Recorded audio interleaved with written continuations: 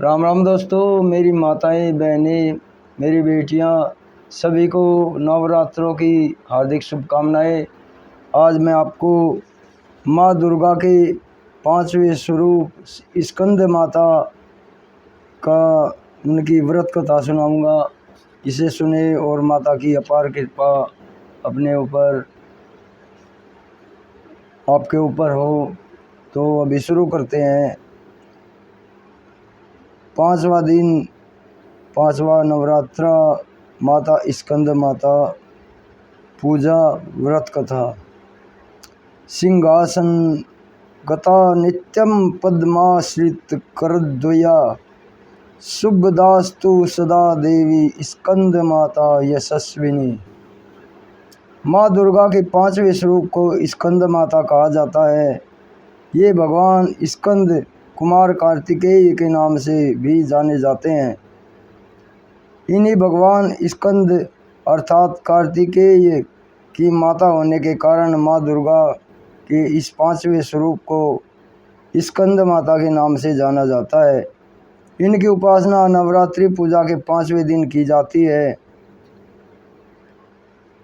इस दिन साधक का मन विशुद्ध चक्र में स्थित रहता है। इनका वर्ण शुभ है। ये कमल के आसन पर विराजमान है, इसलिए इन्हें पद्मासन देवी भी कहा जाता है। इनका वाहन भी सिंह है। नवरात्र पूजन के 5वें दिन का शास्त्रों में पुष्कल महत्व बताया गया है।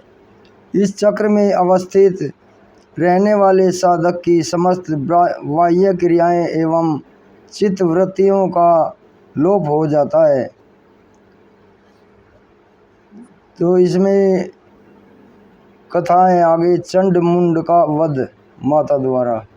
ओम ऋषि बोले, दैत्यराज शुंभ की आज्ञा पाकर चंडमुंड चतुरंगिणी सेना को साथ लेकर देवी दुर्गा से युद्ध करने के लिए उसे बंदिनी बनाने के लिए चल दिए। हिमालय पर्वत पर पहुंचकर उन्होंने देवी को अपने वाहन सिंह पर बैठी हुई देखा। वे धनुष उठाकर और हाथों में तलवार उठाकर देवी के समीप पहुंच गए। देवी ने जब चंडमुंड और असुर सेना को देखा तो क्रोध से उनका मुख लाल हो गया, उनका मुख काला हो गया। उनकी भ्रुकुटियाँ चढ़ गई और उनके ललाट से भयंकर विस्तृत मुख वाली लाल आँखों वाली काली देवी प्रकट हुई। वह अपने हाथों में तलवार और पास लिए हुए थी। वह विचित्र खड्ग धारण किए, चीते के चर्म की साड़ी तथा नरमुंडों के माला धारण किए हुए थी।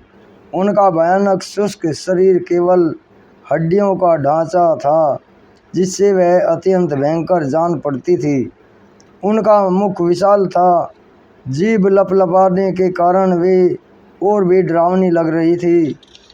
आंखें अंदर की ओर धंसी हुई थी और लाल हो रही थी।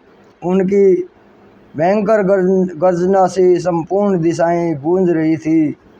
कालिका देवी बड़े वेग से दैत्यों की विशाल सेना पर टूट पड़ी और उनका भक्षण करने लगी। वह पाशर वृक्ष को अंकुशधारी महावतों हाथियों पर सवार योद्धाओं पर घंटा सहित हाथियों को एक हाथ से पकड़कर अपने मुंह में डाल रही थी। इस प्रकार वह घोड़ों, रथों, सारथियों व रथों में बैठे हुए सैनिकों को मुंह में डालकर भयानक रूप से चबा रही थी। किसी के केस पकड़कर, किसी की गर्दन पकड़कर, किसी के पैरों से दबाकर, किसी को छाती से मसलकर मार रही थी। दैत्यों के द्वारा फेंके गए बड़े बड़े अस्त्र शस्त्रों को मुंह में पकड़कर और उन्हें दांतों से चबा रही थी। काली देवी ने दैत्यों की सारी सेना रौंद डाली। कुछ को तलवार से मौत के घाट उतार दिया, कुछ को खटवांग से पीट दिया और कुछ को दांतों से चबा डाला। इस प्रकार कालिका देवी ने अक्षण भर में संपूर्ण दैत्य सेना का संहार कर डाला। यह देख महापराक्रमी चंड कालिका देवी पर लपका और उसने महाभयंकर बाणों की वर्षा करके तथा मुंड ने हजारों चक्र फेंककर भयंकर नेत्र वाली कालिका देवी को ढक दिया। चंडमुंड द्वारा फेंके गए अस्त्रों शस्त्रों को देवी ने मुंह में इस प्रकार समा लिया मानो सूर्य के बहुत से मंडल बादलों के उदर में प्रवेश कर रहे हों। अब तो देवी के भयानक मुख के भीतर देखना भी कठिन था। दांतों के प्रकाश से दमकती हुई अत्यंत क्रोध में भयंकर गर्जना करती हुई देवी अट्टहास करने लगी। देवी ने बहुत बड़ी तलवार लेकर हम का उच्चारण करके चंड पर धावा किया और उसके केस पकड़कर उसकी तलवार से उसका मस्तक काट दिया। चंड को मरा देख क्रूर मुंड असुर भी देवी की तरफ दौड़ा और क्रोधित देवी ने उसे भी तलवार से मौत के घाट उतार दिया। चंड मुंड के मारे जाने पर शेष असुर सेना भय से व्याकुल होकर युद्ध क्षेत्र से पलायन कर गई। इसके बाद कालिका देवी ने चंड मुंड के सिर हाथ में लेकर अट्टहास करती हुई देवी चंडिका के पास पहुंचकर बोली, ये लो चंडमुंड के सिर, मैंने महापशु दैत्य चंडमुंड को मार दिया है। अब तुम इसे युद्ध में शुंभ निशुंभ को मौत के घाट उतारना। मेघा ऋषि बोले, चंडमुंड के सिरों का कालिका देवी के हाथों में देखकर देवी चंडिका बोली, हे देवी, तुम आज से इस संसार में चामुंडा के नाम से विख्यात हो जाओगी। जय माता की। तो ये आज का 5वां स्वरूप था माता स्कंद माता का। ये कथा आपने सुनी। माता रानी आपके ऊपर अपनी कृपा बरसाए और अब मैं आज्ञा लेता हूँ।